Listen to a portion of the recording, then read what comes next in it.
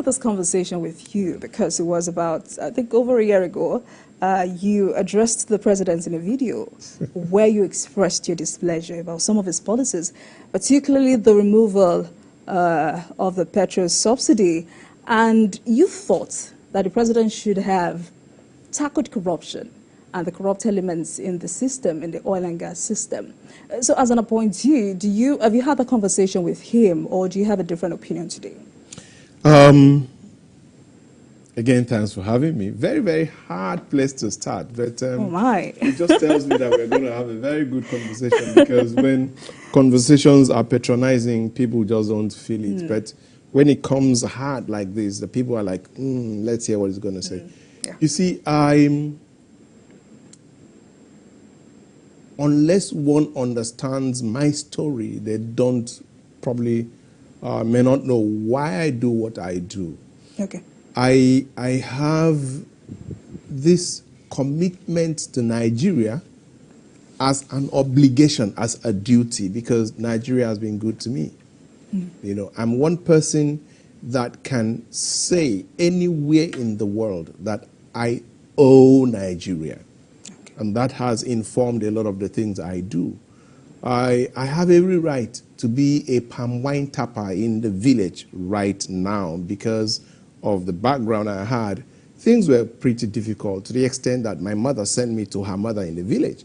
And when your mother sent you to her mother in the village, it's called the last bus stop. It couldn't get worse than that. And from there, in a way that till tomorrow, decades after, I cannot explain how it happened, Nigeria happened to me. The biggest town I'd ever known in my life was going to Ikotekpene once in a while to visit my mother. And from there, I got admission, knowing nobody. My mother, actually, let's not go into that, but, you know, was somebody that really, really didn't go through school, so to speak, primary. And from there, I got admission to Federal Government College, Warri, knowing nobody. As at that time, it was the best in West Africa and the ninth best in the Commonwealth. We had everything. That school gave me a brand new life. Do you understand me? I do. So from there, I sit where I sit today as an appointee of the President of the Federal Republic of Nigeria. It couldn't get better than that. And I can hold my own anywhere in the world. Do you understand me? And that's because Nigeria, this same Nigeria, gave me education.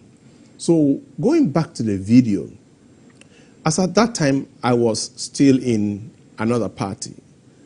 I was not in APC. Do you understand me? As at the time Mr. President gave me this appointment, I was not in APC.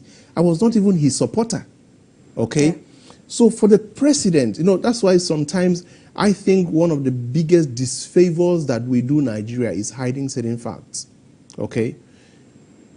And I hope that today's conversation will be extremely honest, because Nigerians just want to hear certain things that come from the heart and they are honest. So we talk about Mr. President getting his son-in-law to be in charge of Federal Housing Authority. And today, I think I will unravel what Federal Housing Authority is, because a lot of people don't know what Federal Housing Authority is. And President needed 4 people to work with him, and then picks me, not in APC, not his supporter. It means that there's something about Mr. President that he goes for excellence. If I don't make that point to Nigerians, then I'm being unfair to him and to myself. People need to know, you must ask a question, why was Nya-Etok appointed? No other reason than Mr. President saying, I've known this guy for the past 30 years since when I was governor. He's been consistent. I listen to him. He makes sense. I think he can make a difference. Let him come and, you know, do the work. Which shows that he's somebody that has respect for, you know, discipline, professionalism, beyond political prebendalism. So a year ago, while I was still in the other party, I heard... Are you now a member of the APC? I'm now in the president's team. Okay. I don't think president appointed me to be a party member. He couldn't... He just wants Nya-Etok, what can you do to deliver housing? Do you understand me? And if I try to get myself muddled up in politics, I probably lose why I'm seated here today. So back to it. No, I woke up one morning, listened to Mr. President, and there was this rumbling in my stomach that, look, it wasn't about what he said. It was like, the problem of Nigeria is corruption. The problem of Nigeria is corruption. Mr. President must tackle corruption. Outside of corruption, he won't be able to make much progress. So what I said had to do with the rumblings in my stomach as at that time. And I still believe that except corruption is put where it belongs, no matter who, whether it is Peter Obi, whether it is Mr. Peter Obi, Mr. Kwankwaso, Mr. Atiku, Mr. Huene, except that evil is tackled head on. And that's corruption. That's corruption. All right, so we'll come back to that. Let's talk about the ministry. How fulfilling or significance is it that the ministry is now independent, so to speak, or now a full ministry? Because I know before now it used to be the Ministry of Works and Housing, but now it's the Ministry of Housing and Urban Development, and now has a substantive minister. What has changed? I'll tell you this.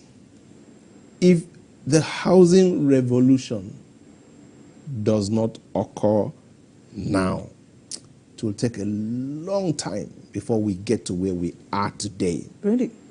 I've been here all my life. Everybody knows me for housing. I don't do any other thing. I don't know any other thing. Mine is just housing, and I've been on it for over 3 decades. Okay? So if I talk with a certain level of sense of responsibility, of knowledge, and of understanding. I've been on every presidential, ministerial, interministerial, expert group, everything on housing. I was the vice chairman of National Housing Policy. President Goodluck Jonathan's 10,000 housing project, I was the chairman, where the Minister of Finance then, and coordinating Minister of the Economy, single-handedly said, if this project is to succeed, I need Ezekiel. And she sent for me specifically to say, so if I talk as an informed person. So why am I making such a statement?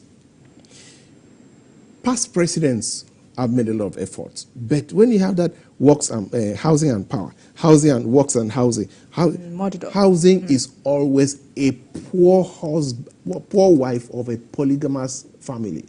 Do you understand? Yes, because they really have no time for housing. How can the Minister of Power and Housing have time for housing when there's power? Or works on housing, have time for housing when there is works, roads, and everything. But this president did 1, 2, 3, 4, 5 things. The first thing he did was giving us a dedicated Ministry of Housing. That was fantastic. In the past, we've tried to have something like that, then they quickly announce it. That's the first thing. Secondly, it's not enough for you to say this is the Ministry of Housing. He gave us a minister that understands, that is a principal player in the housing subsector. Okay. Architect Dan Giwa. He was the immediate past managing director of Federal Mortgage Bank of Nigeria, which means that, you understand the system, the setup. So we have a dedicated ministry, we have an informed minister, and then the only housing delivery arm of the Federal Republic of Nigeria is Federal Housing Authority. Okay? And he now gave the management team of federal housing. A lot of times people just say things without looking into the depth of it. How the president got the 4 of us till tomorrow, I can't understand how we did it. Now, you have the executive director of project implementation, Engineer Olu Remi from Osun State. He was a commissioner for works and the ICT for 8 years. So he comes with an understanding of the sector practically. We have the executive director of business development, Obong Dankane. He was an executive director in Federal Mortgage Bank, so he understands the housing subsector very well. We have, Dr. Matthias Brian. He is one of the most skilled persons in finance. Okay? And then, of course, we have, you see, there are two things about the MD. The first is that he was a parliamentarian. So he comes with an understanding of the essence, the laws, and everything. And what he has done when he gets to the House, it's amazing because he's one of them and he has an understanding of it. Thank you very much for talking about your team, because Yes. I was going to say, I mean, you've talked about yourself and your Yes. resume speaks for you, Yes. but what level of knowledge or understanding Yes. does the minister and the rest of the team have when it comes to this sector? And basically because, you know, at this time when Nigerians are asking the president Yes. to tighten his KPAs Yes. and the KPIs. Yes. So ministers Yes. can understand that there Yes. is a responsibility. Yes. You have a responsibility to Nigerians. I'll tell you this. If the housing revolution does not occur now, it will take a long time. Yes. That's the second time making that Yes. statement. Because, you see, I'm inside the house. The day we had a meeting with the minister, the executive team of Federal Mortgage Bank, and the executive team of Federal Housing Authority, the minister and these two agencies, the day we had a closed door meeting, the first thing was I was listening. I was listening to hear politics, and I asked myself, what are you doing here? Or I was listening to hear passion and concern. And that's exactly what the minister did. And anybody who knows me knows that I'm not into all this flowery thing. Anybody who knows me, they know me for that. So we have a team that the minister has given certain targets and talked to us man to man, eyeball to eyeball. And I think that is what has set up some of the things that we've been able to do in the past. We've been there for about 8 months. So let's talk about those things. The federal housing, federal government housing delivery master plan. Yes. What's it about? I'll tell you this. You know, when you quote certain figures like 50,000, you know, we just go in and we say, nope, this is not what we're here for. 50,000, are we talking of that in 1 month or in 1 year? Now, in the first year, we won't, in my very considered opinion, we won't be able to hit that target at all. And if we were to do that, then we would have lost the plot. Okay. Because in housing delivery, the very first thing is that you can't build a house unless you have the land. As at today, unprecedented in the history of Federal Housing Authority and this country, within 8 months, we've been able to go to 30 states by road. 30 states. In each state, we go with a team of not less than 15 to 20. The executive management team, the GMs responsible in certain areas, and the key officers, we go there by road, we drive. Okay? Get there, sit down, talk with the governor one-on-one, with the commissioner for housing, lands, and at the end of the day, convince them that we should have this synergy and partnership in housing delivery. And all of them have accepted. And the next thing is give us land. We don't just give us land, we go to the land and look at it and either accept or reject. Don't go and give us land in the bush. So every single land we have, yes, every single land we have is in prime area. Okay. If you're from Akwa Ibom, I'll tell you this. On your way to airport, on the dual carriage, 7 minutes to the airport, we have 50 hectares on that road. Fantastic. You couldn't have a better location. If you go to a place like Kaduna, the Millennium City, we have 150 hectares. Okay? You go to Kaduna, Kano, you go to Plateau, in every single place we have prime land given to us. And we see the land before we take it. And we have letter of exchange from the governors on this land. So as at today, imagine that we have a land bank of almost 30 states. That's number one. Now, when you have a land bank of that size of land, take even 50 hectares. you can put in very comfortably 5,000 housing units. So by the time you now run the numbers around the state, and if you go some floors up, you can get 10,000 housing units, depending on how many floors you want to go. But for now, so basically, what am I saying? We write a script where in 4 years, when we tell you what is going to be delivered by this government, I can tell you on my honor that is going to be unprecedented, what has never happened. So there's no figure to it? Yeah, no. What I'm saying is, the first thing is get the land. We've gotten the land. Okay. The second thing is the money to build. Now, there's something else the president did. And I say this again, I think that those of us that work with Mr. President, we've not done him good. How do you mean? Yeah. Our communication with the public has often lacked what I call emotional intelligence. I mean, I like that you're speaking to this. Yes. It's often lacked emotional intelligence. You see, let me say this, and I say with every sense of responsibility. My first allegiance, as I sit here, is to this country.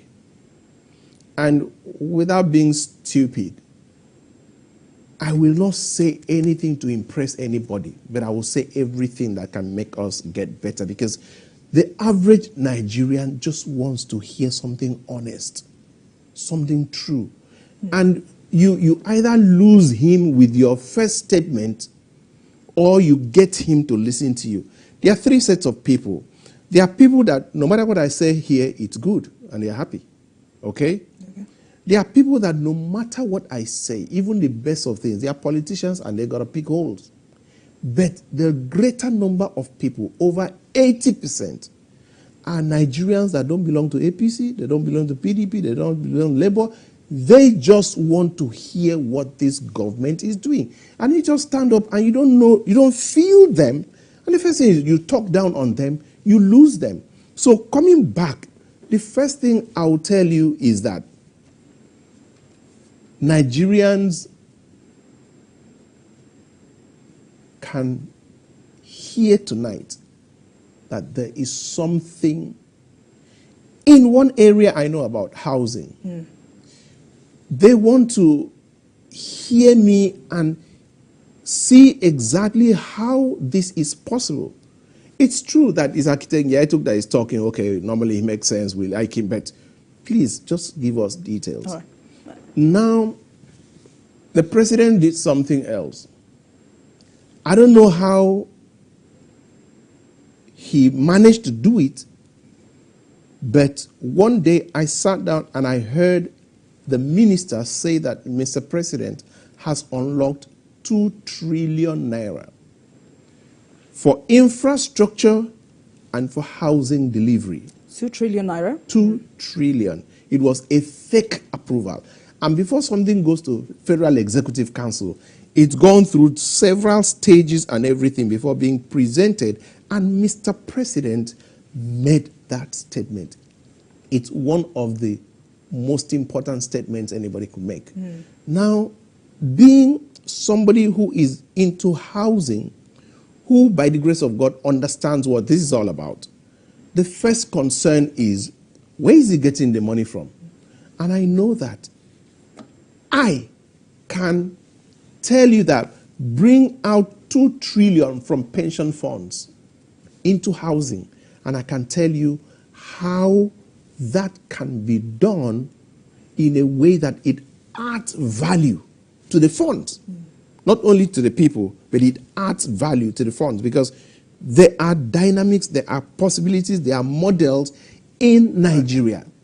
So the question is, the president of America once said, I like to land people in the moon. He just made a statement. It was his loyal, faithful workers that made it happen. When Mr. President says, I've unlocked 2 trillion for housing delivery, 2 things happen. The first is you, that is his worker. It's like, it's got to be. All right. It's got to be. Architect, it's getting more interesting. Before we went to that break, you said in 8 months, you and your team has visited 30 states. Does that cover the first phase? I would say he almost covered the first phase, because first phase was getting land. So I think we've scored over 80% in the first phase, and we're not relaxing. We need to get it 36 states and the Federal Capital Territory. That's the first phase. And the second phase actually started this week. You would realize that there's been an advert in the papers for people to bid for the first 17 states that we are starting the phase 1 with. So it's already in the papers. And it would run for about 4 months. So I think somewhere on the 23rd of December, it would have completed the bidding process, the application, people who want to, the tendering process, that's the technical word to use. And then we'll now be able to review the tenders. So we're expecting that early in the year, we're going to hit the ground running by doing the awards and then mobilizing to site.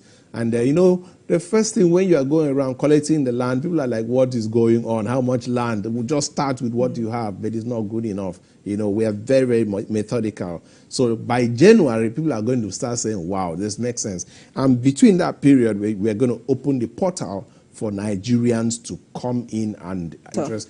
The portal is, now this is something technical but very, very important.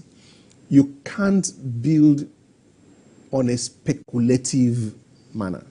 Okay. We're not on budget, which means we're using funds that must repay.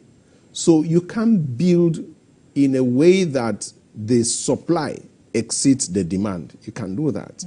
You must build such that the demand exceeds the supply within certain limits, okay? Because you don't want the demand to be 200 and the supply to be 20. I mean, that's a problem. But if the demand is 200 and the supply is 180, is good enough so that if there's any fallout, you can now back up with the other one. So the portal allows us to gauge the demand pattern from each of the states. It helps us to see the affordability profiling of all those things. What that means is that all our estates are going to be produced to demand, okay? That's why I tell Nigerians, and luckily, FHA is actually, check all our estates. There's none that is an abandoned estate. We have over 50 estates. And people don't know that Shelter, you know, Gwarimpa is just one of our estates. Festac is just one of our estates.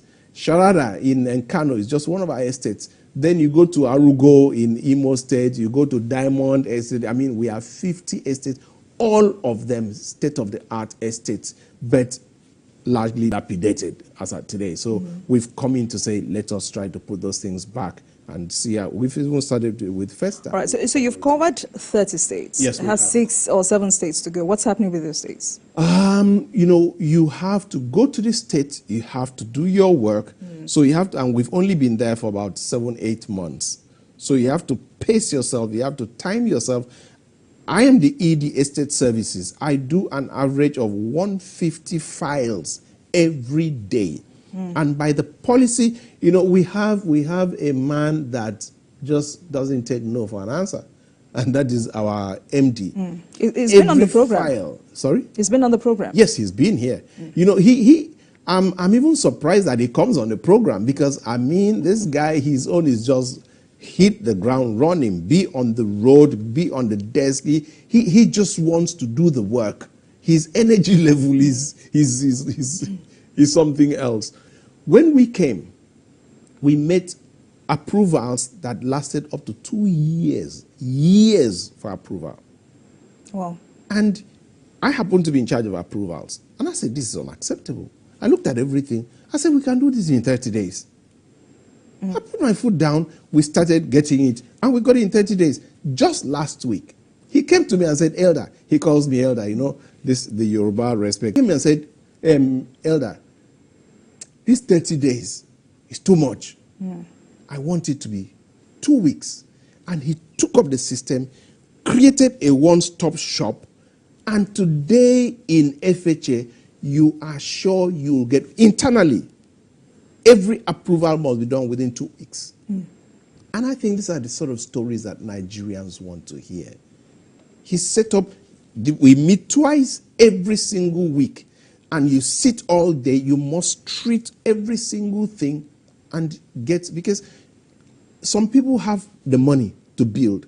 And when you keep the approval for 6 months, the money will develop wings. And by the time Let's the talk about approval that comes- money. Maybe I should call you elder as well. But, but let's Please, talk please. about. You can see the white hair, it tells you the story. But let's talk about Yeah. another challenge with Yes, housing, which yes. is the demand and supply centered Yes. around affordability. Yes, yes, How affordable? I'll tell you this. One of the biggest problems that we have are the affordability gap and the cash and carry nature. Nowhere in the world do you get into to housing as if you want to buy a shirt. You Okay. pay cash and carry.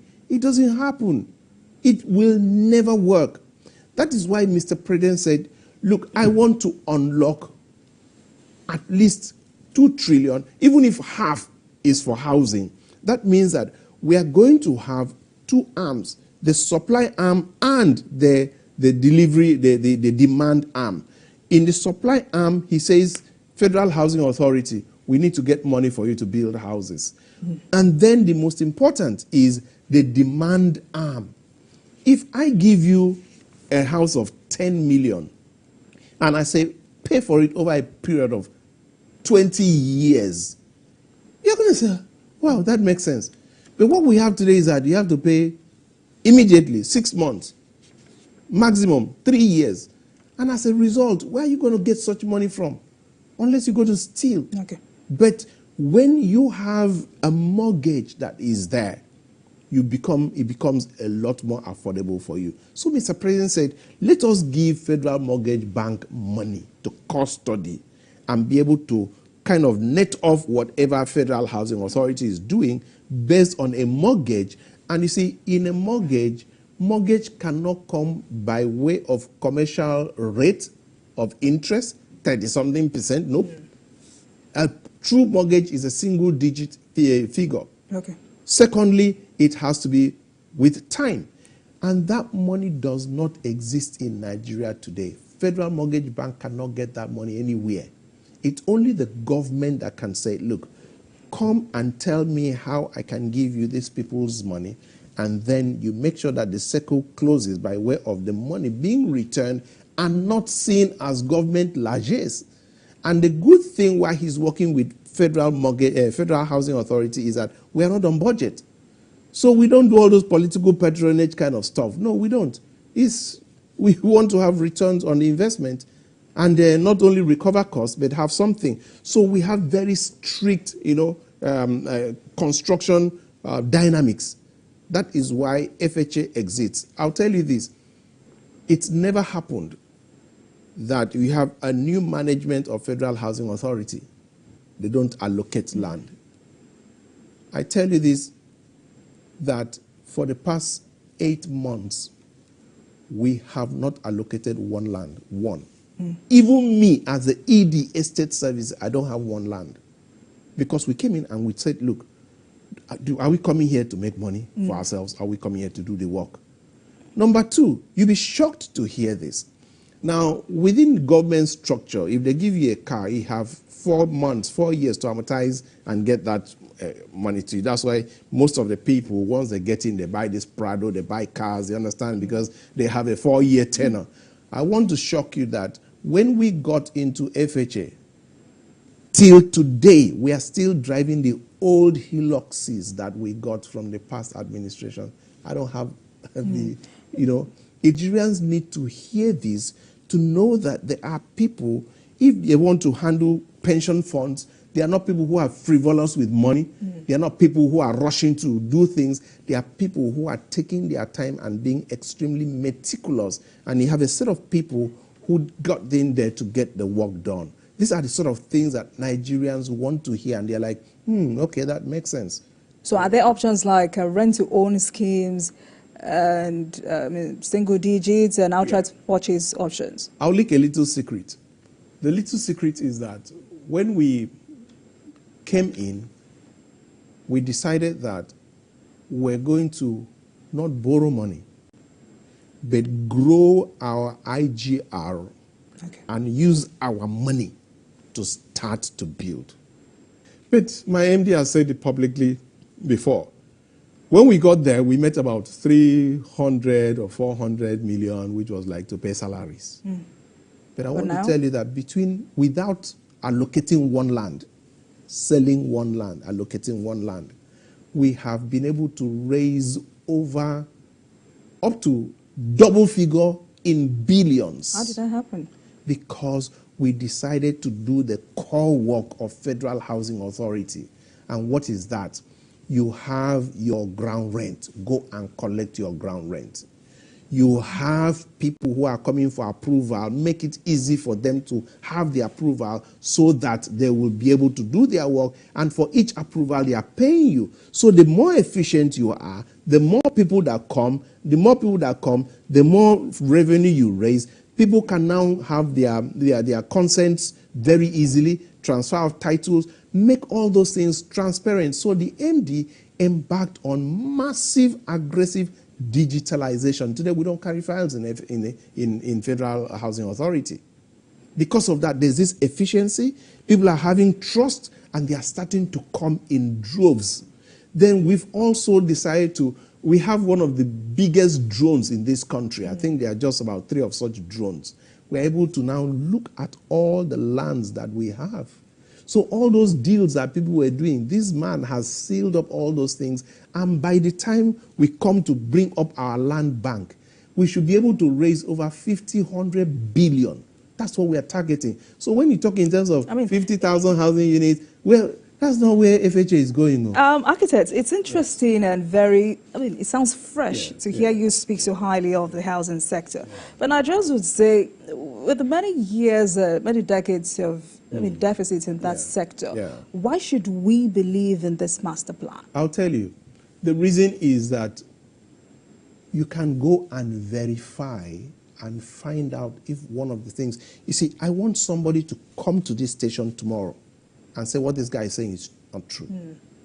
I want somebody to come here and say that these people have allocated one land. It's unprecedented. That these people, the turnaround time of the approval is not 30 days. I want that disproved. I want them to say, oh, we know they are driving these SUVs and blah, blah, blah. This man is coming here to tell us they are not. No. But if those things are true, then Nigerians are hearing what they've never heard. Okay? Do you know what? I say this, and I want any Nigerian to disprove it. For the past 8 months, except I'm not in Abuja, I'm in office between 8 and 8:30. Every single day with the MD. That man is on his seat sometimes till 10:30, 11 p.m. every single day. Now, this is the sort of story Nigerians journalists should verify. And when they verify, let them say, well, there's a ray of hope coming out in FHA, because that's what we have. Everything I've said, this is television, this is online. So I challenge anybody to come and say, this guy does not go to work 8:30 every day and sit there till 6:30, 7, 8 every single day. And number 2, that this man leaves a file untreated any day on his desk. I don't leave my office until my desk is clear. So let's continue that. Because before you came on the show, I had people knew you were coming on the show and said the 3 and some questions. So let's get there now, because professionals have said to practically reduce this breach, this housing gap in Nigeria, the government must also review existing land laws. Experts say this act has created a lack of uniformity in the laws governing land issue. How do you react? I'll tell you this. I went with Madam Okonjo-Iweala to World Bank on this housing thing. And we brought up the issue of Land Use Act. And at World Bank, you know what they told us? They said, please, leave it alone. Let's walk around it. Okay. Do you understand me? Don't try to change it, because it's a hard task. Can we walk around it? Why I'm bringing that is that as at today, there are certain low-hanging fruits. There is nothing... I want to bring out 2 things. The first is, when we had telecoms, you're on the young side, but I don't know how young you are that you remember that there was a time that in this country, it was so difficult for you to have a phone. And a minister actually said that the phone is for the rich. But he took one policy, and it unlocked so much in the economy of Nigeria, and everybody, all your megad, they have phones, okay? The same thing, the next big thing is in housing. The housing shortfall in Nigeria creates one of the best real estate markets in the whole world. Why is it not happening? Two things. Number one, political will. Okay. For the man on the seat to make certain statements and unlock certain policies. I can tell you one, or the time will not permit. If not so, I'll take you around a model or two that if you do, which is in the direction that we are going, this country is going to be flooded with money.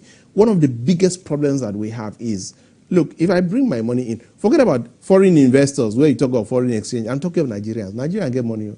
There's money in Nigeria. So the question is, you build an estate. The next thing is that even at a good cost, somebody moves into the estate, moves into the house, he does not pay you, he goes to court, and that thing can be held down for about 10 years. It's unacceptable. A little policy, starting with FHA, declare all FHA estates as free zones, so to speak, which means, look, I can build 10,000 housing units in Abuja here or in Lagos.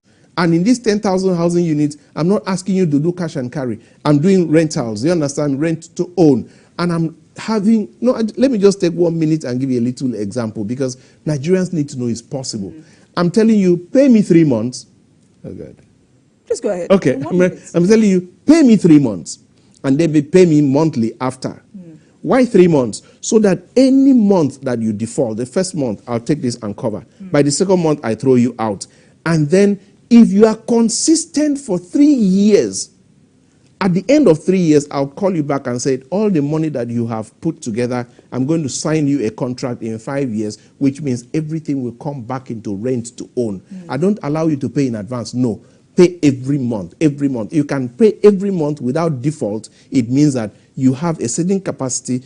In 3 years, I give you a contract that activates at the end of 5 years. So imagine the house you have lived for the past 10 years, all the rent. The man just comes one day and says, sorry, I want my house. And you're so in few seconds, what data, what figure is the team working with? Because this, professionals have said this is another major challenge, lack of data. And most times rely on World Bank estimates to approve or disprove our challenges. Luckily, that answer is, that question is being addressed by the minister right now. And in the census that we are going to do, there's going to be housing census as one of them. So that is going, and again, in FHA, like I said, in our portal, we are going to have our facts and figures and data so that we work with that portal. So that's going to be announced very, very soon. I don't want to say something wrong, but very soon that's coming, because we are working with facts and data and statistics, because we are working with people's money and we can't afford the luxury of being speculative. So at the end of the day, in conclusion, because my time is already up, I think that Mr. President will see housing as probably one of his biggest legacies. All he needs to do is put his foot on that pedal, call us and ask us what we are doing, unlock the money he has said, so that we have construction funds and we have mortgages for Nigerians. When that is done, we would have instituted a mortgage culture where even from secondary school they can do, knowing that there's the funds. All right. With that.